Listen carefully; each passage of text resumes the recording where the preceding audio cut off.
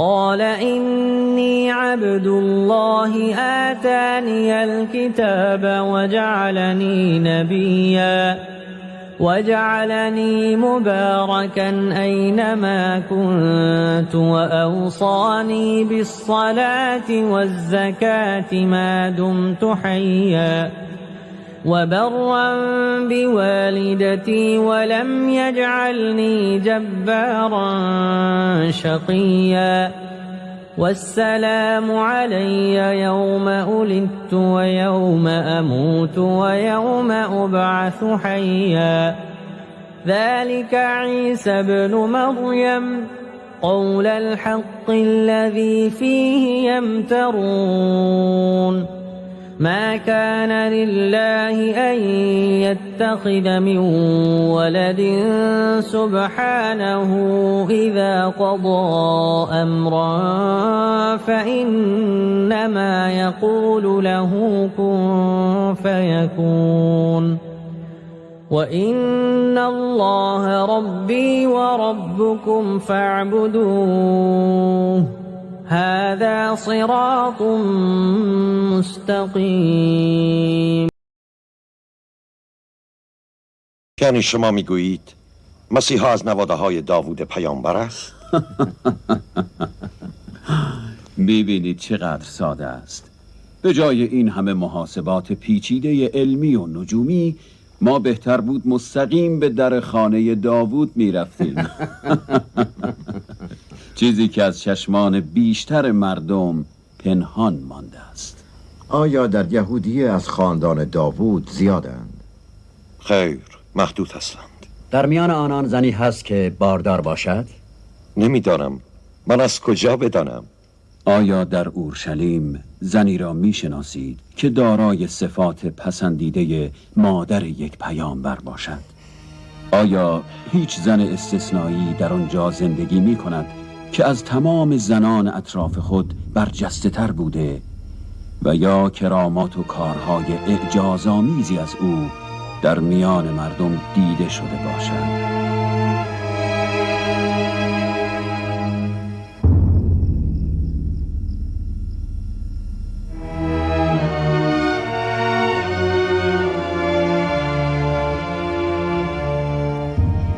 دیر وقت است. همه خسته هستیم. بهتر است که استراحت کنیم.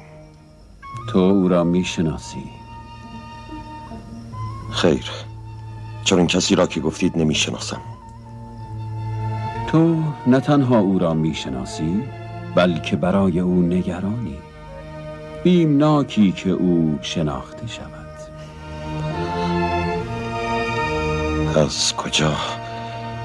از کجا چون این سخن میگویید؟ چهرت، عشق، سیمای انسان را مانند کتابی از نور روشن می کند. من یک رومی هستم و خدایان خود را می پرستم. از عقاید شما یک تا پرستان سر در نمی آورم. بگذارید بروم. بیا بنشین جناب پریکلس، بیا بنشین.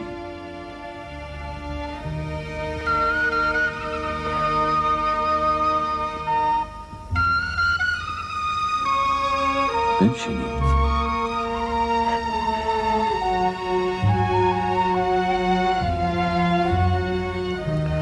دیشب خواب عجیبی دیدم. مردی بود در لباس پادشاهی. در خواب من پادشاه بر روی زمینی سرخ راه می رفت. این سرخی خون بیگناهانی بود که در اطرافش کشته شده بودند. درست است که مستقیما از هرود دستور نمیگیرم، اما او را پادشاه و حکمران قانونی یهودیه میدانم. ما ایرانیانی دانشمند هستیم در سرزمینی غریب. ما را با سیاست کاری نیست، پس نگران نباشید. از این رو می توانیم با هم درباره رؤیاها و اوهام گفتگو کنیم. در این صورت مسئولیتی متوجه هیچ کدام از ما نخواهد بود. خب چه میگویید جناب پریکلس؟ درباره خواب و اوهام میتوان بحث کرد. پادشاهی که در خواب دیدم وانمود می کرد منتظر دیدار خورشید است، اما به محض رؤیت خورشید تیر و کمان کشید تا آن را هدف قرار دهد.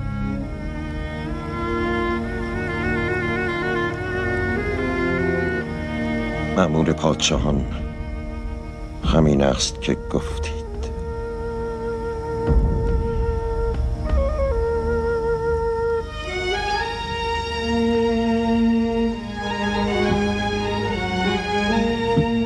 متاسفم.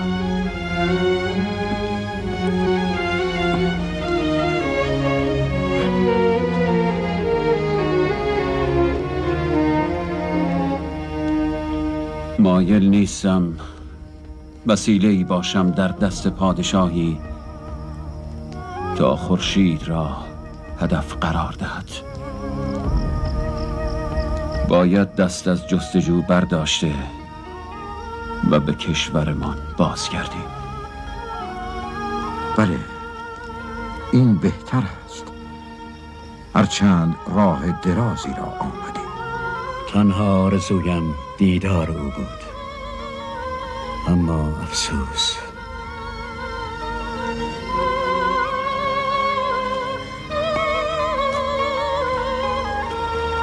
بهتر از همه با هم به اورشلیم بازگردیم. حیف شد سعادت بزرگی را از دست دادیم. و به هرود بگوییم که مسیح را نیافتیم، که دروغ هم نگفتیم و همه چیز تمام خواهد شد. شما رومی ها به خدایان المپ اعتقاد دارید، اینطور نیست؟ من به چیزی عقیده نداشتم. من یک رومی هستم و پیرو عقاید و خدایان خود. پس چگونه است که مدیون اویم. خدمت بزرگی در حق مرا همسرم انجام داد. دخترم مریض بود. خیلی عجیب است. یک افسر رومی و 3 ایرانی غریبه. اینها کسانی هستند که بیش از همه به این مادر و فرزند عشق می‌ورزند و در آتش دیدارشان می‌سوزند. اما قوم آنها رهایشان کرده و در بیخبری از آنها به سر میبرند. این ستاره چشمان زیادی را به دنبال خویش کشانده. آیا با ناپدید شدن مریم در ارتباط است؟ دانشمندان ایرانی میگویند این ستاره ستاره مسیح است. نمیدانم چرا هراسی در دلم افتاده.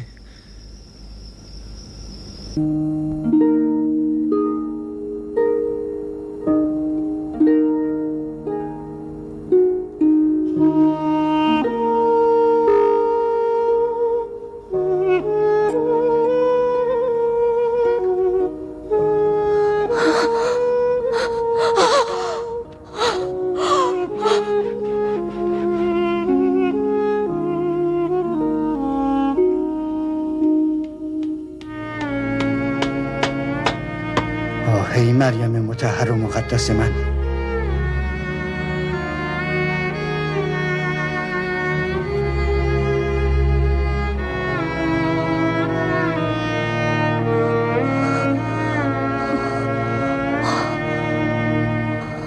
خدایا به این کوچکترین کنیزت رحم کن.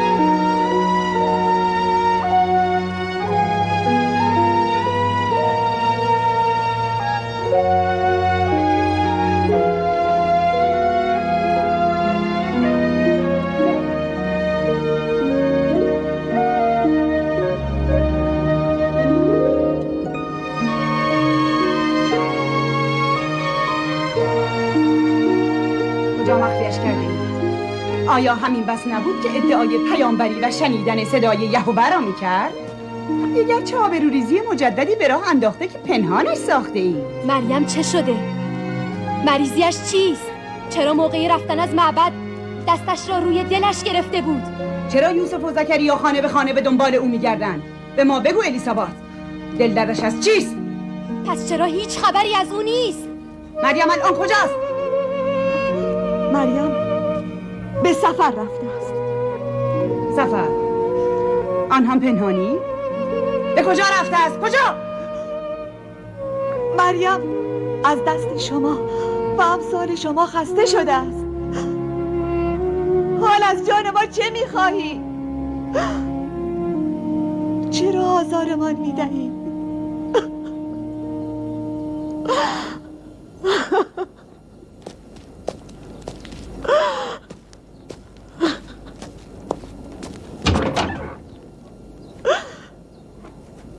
تو و آن شوهر دروغگویت آن دخترک جادوگر را تا کی میتوانید مخفی کنید؟ بالاخره پیدایش میکنیم و گناهی را که میخواهد پنهان کند آشکار خواهیم کرد. مقصودتان چیست؟ چه گناهی؟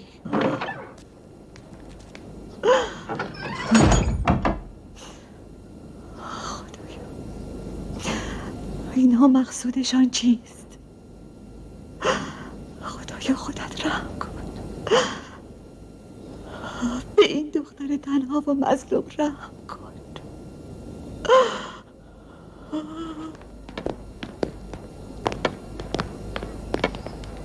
سلام ادریس.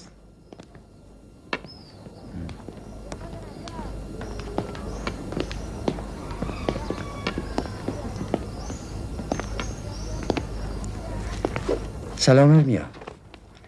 خرمای تازه آورده ای؟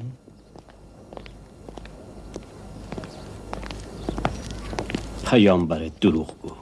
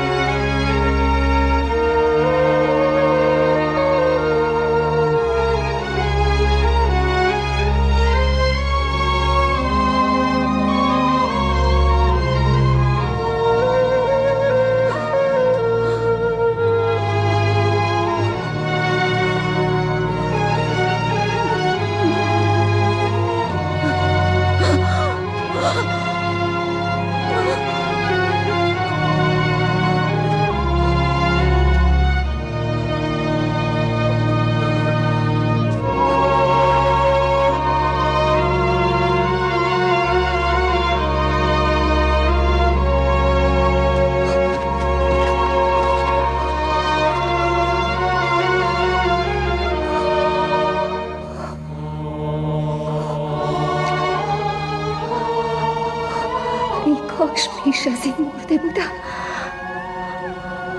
ای کاش همه مرا فراموش کرده بودند. ای کاش کسی نام مریم را نمی‌شنید و به خاطر نمی‌آورد.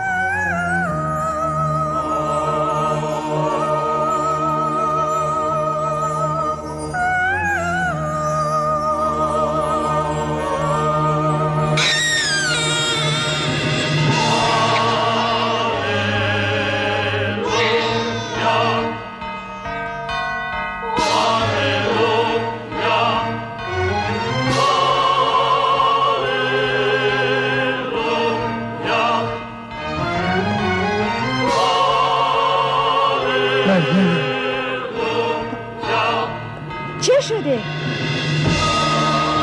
خدایا شکر، خدایا شکر، خدایا شکر. الیسابا چه اتفاقی افتاده زکریا؟ مسیح متولد شد. مسیح متولد شد.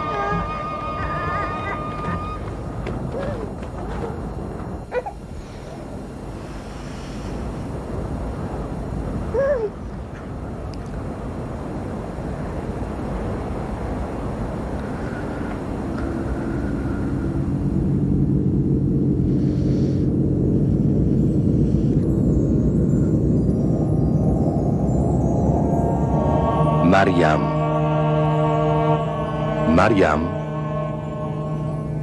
هان ای مریم، مبارک باشد بر تو کلمه پروردگار. از چه روی محزونی؟ گرسنه‌ای؟ تشنه‌ای؟ به زمین زیر پایت بنگر. خداوند برای تو چشمه‌ای جاری کرده است. می‌بینی که پروردگارت تو را فراموش نکرده است مریم. حال از آن بنوش و خود را سیراب کن.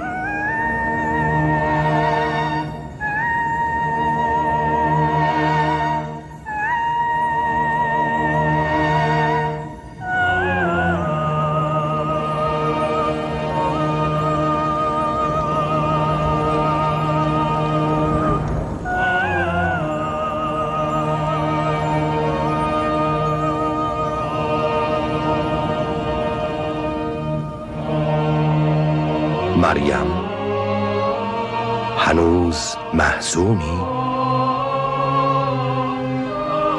نخل خشکیده پشت سرت را تکان بده تا برایت خرما بیفکند.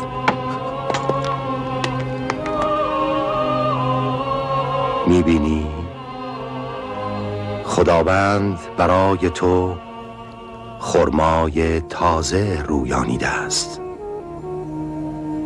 بخور مریم و شادمان باش. تو باید مسیح را شیر بنوشانی. بیشتر بخور، راه درازی در پیش داری. باید به اورشلیم بازگردی.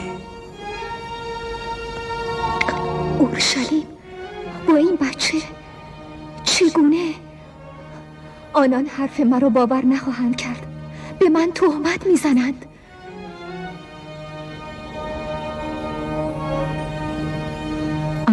پروردگارم چنین خواسته باشد من کنیز و فرمان بردار اویم.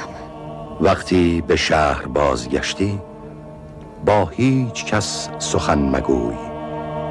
هر کس را دیدی به او بفهمان که به امر خدا روزه سکوت گرفته ای.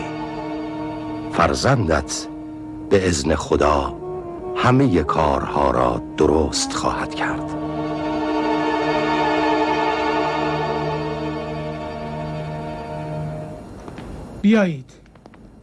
بیایید عالی جنابان خود از نزدیک ببینید.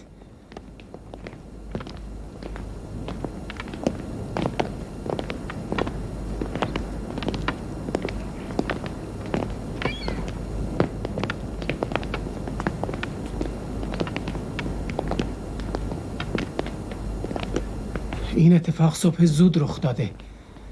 یکی از خدمتگزاران میگفت صدای مهیبی به گوشش رسیده است. جناب افرایم، خود مراقب او باشید تا از این حادثه در جای دیگر سخن نگوید. چیز غریبی است. آن ستاره دنباله‌دار در آسمان و حالا چنین شکاف عظیمی در قدس. نباید در بیرون از معبد کسی از این اتفاق باخبر شود.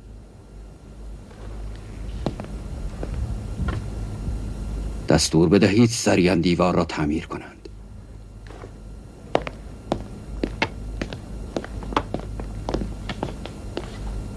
نمیدانم دقیقاً چه شده. فقط میدانم که تمام کائنات دگرگون است. اتفاق بی سابقه‌ای تمام جهان را به لرزه درآورده. دیگر بیش از این نمیدانم. الیسابات، تو با یحیی به شهر دیگری بروید، به بیت لحم یا ناصره. یوسف، تو نیز آماده باش که به محض پیدا شدن مریم او را از اینجا دور کنید. من آماده‌ام. شما چطور؟ شما چه میکنید؟ من در همین حوالی هستم، در اورشلیم یا جلیله. شاید خشم مخالفین به سوی من نشانه رود و شما و مریم را از گزند آنان محفوظ بدارد. نه ما هم میمانیم. تو را تنها نمیگذاریم. تو باید به فکر یحیی باشی. خداوند او را برای آینده خطیر به ما ارزانی داشته. من که عمرم به پایان رسیده و دیگر چشم داشتی به دنیا ندارم. تنها میخواهم خیالم از بابت شما آسوده باشد. برویم یوسف.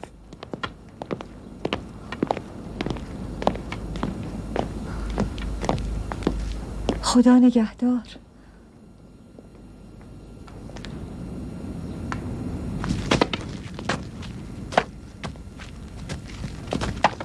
نگاه کنید آن بالا. او کیست؟ یک زن تنها با بچهش. او مریم است. آری مریم است، اما با یک بچه. او بچه‌ای در بغل دارد؟ آری الیوشه، عجله کنید، یساکار را خبر کنید. بگویید مریم به همراه بچه‌اش به طرف شهر می آید. مردم را هم خبر کنید. عجله کنید، زود باشید. مریم.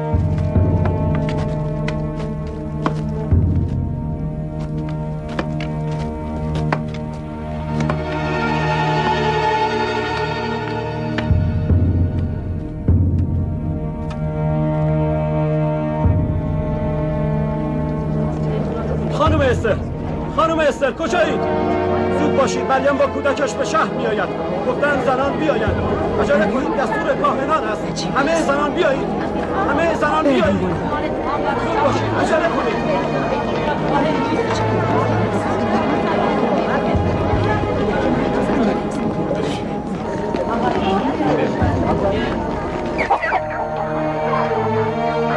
جناب یساکار،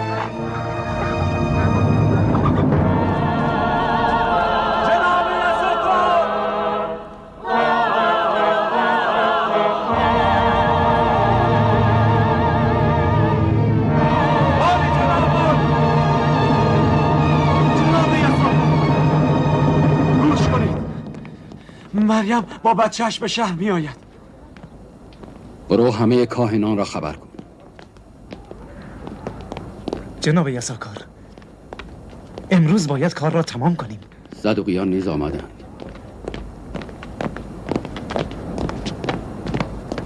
آیا این خبر درست است؟ آری، صدوقیان با ما هستند؟ برای از میان بردن فتنه و فساد در قوم یهود همه با هم متحدیم. پس برویم. فکرش را هم نمی کرد.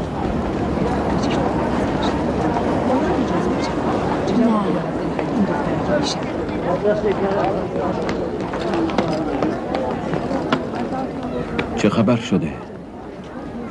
کسی قرار است بیاید؟ نمیدانم.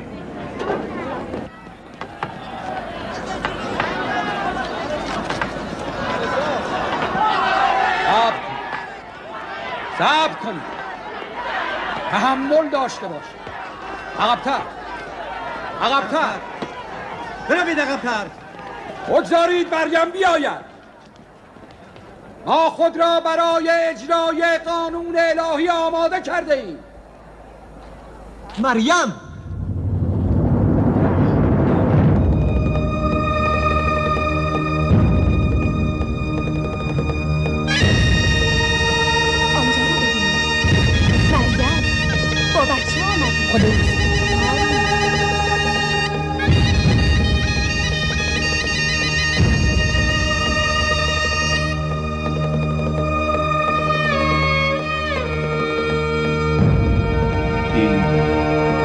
امان است.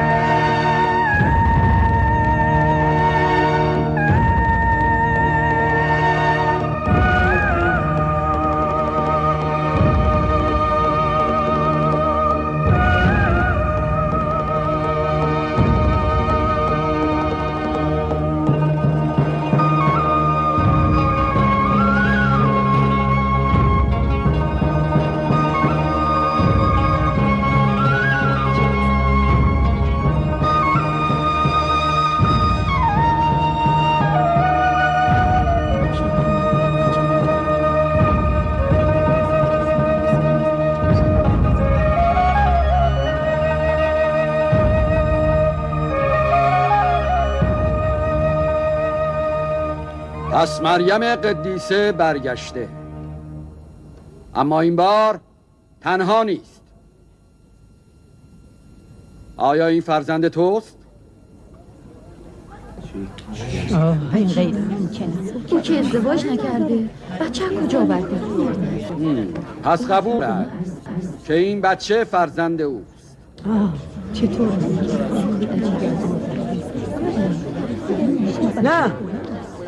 نه مریم، چرا این کار را کردی؟ همه ما به تو امید بسته بودیم. این چه ننگی است مریم؟ چشم زکریا روشن.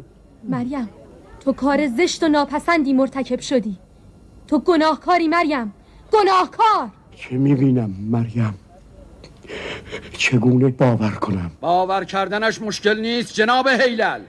مگر به شما نمی گفتم که او ظاهر فریب است؟ او همه مردم را ریاکارانه فریب داد، تظاهر به پاکی و خدمت نمود، اما اکنون چه می بینیم؟ او فرزندی در آغوش دارد، ثمره یک گناه را. وای بر قوم یهود! شرم بر تو باد. مریم، چه شده؟ تو کجا بودی؟ مریم دختر عمران نبی، پدرت که مرد بدی نبود، مادرت هم که فاجره نبود. مریم، این چه رنگیست که به بار آورده ای؟ باید او را بسوزانیم. این مجازات دختر کاهنان است اگر مرتکب گناه شوند. باید او را سوزان. او را بسوزانید. او را باید سوزان.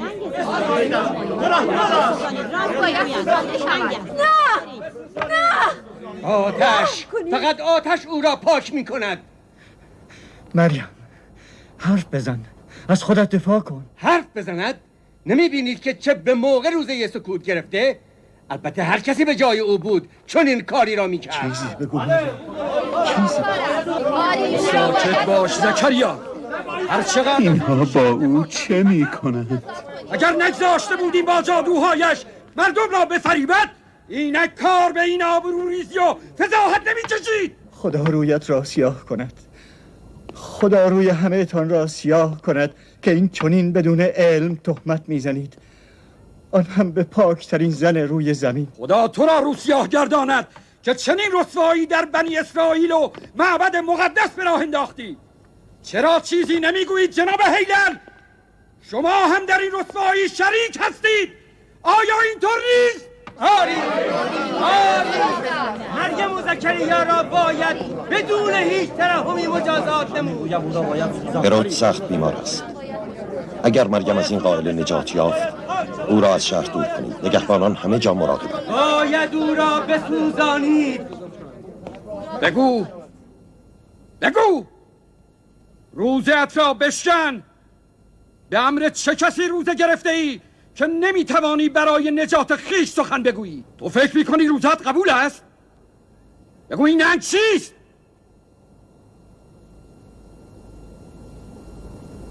یعنی چه؟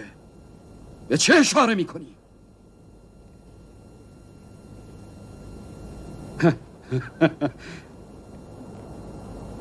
از او بپرسی؟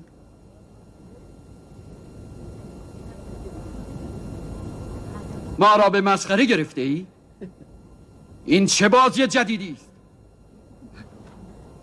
از ما میخواهد با این بچه سخن بگویی.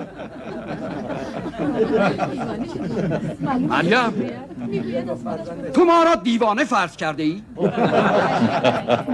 گناه عقل از او زائل کرده. چگونه با بچه‌ای که در قنداق است سخن بگویی؟ میبینید کارمان به کجا کشیده است؟ از ما میخواهد با نوزادش هم سخن شد. پس معطل چه هستی؟ جلو بیایید و با این طفل گفتگو کنید.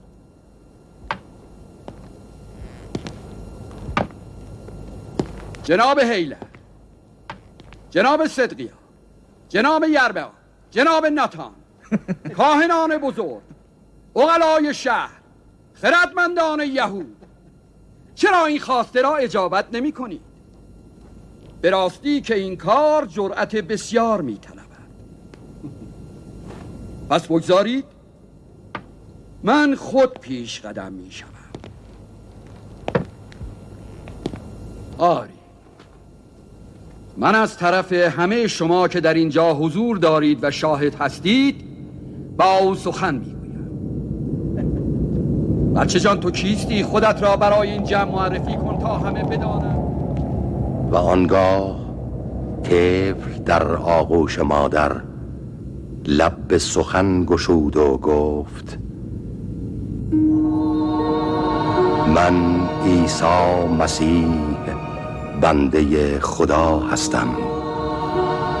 خداوند به من کتاب آموخته و مرا نبوت داده است و هر جا که باشم برکت خدا همراه من است.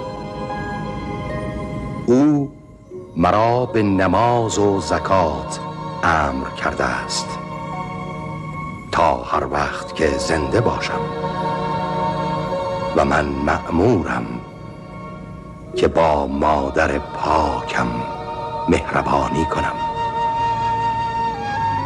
و جبار و تیر بخت نباشم. سلام بر من روزی که متولد شدم و روزی که از دنیا خواهم رفت و روزی که دوباره مبعوث خواهم شد.